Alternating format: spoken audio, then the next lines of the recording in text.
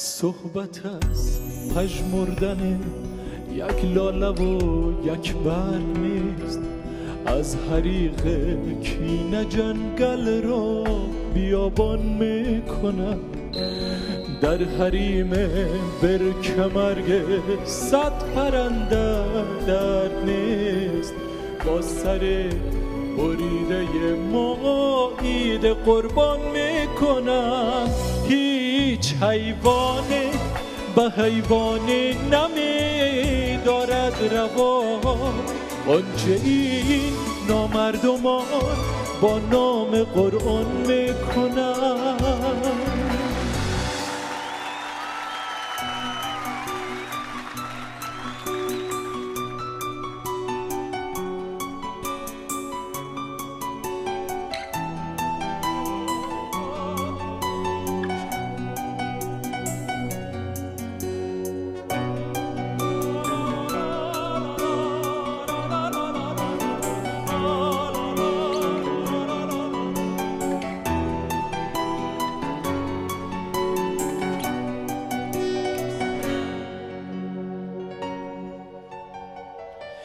قتل و غارت از سر خانه گذشت، پدر پیرم را کشت در دل دشت.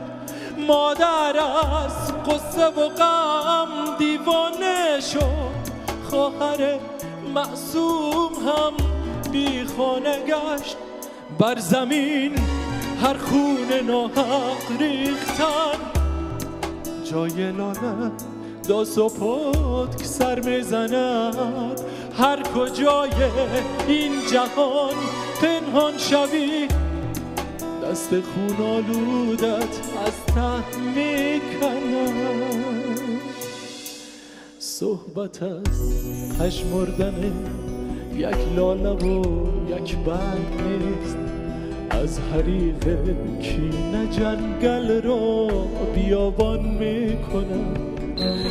در حریم برکمرگ صد پرنده درد نیست، با سر بریده ما عید قربان میکنند. هیچ حیوانی به حیوانی نمیدارد روا، آنچه این نامردمان با نام قرآن میکنند. هیچ حیوانی به حیوانی نمیدارد روا، آنچه این نامردمان با جان انسان میکنند.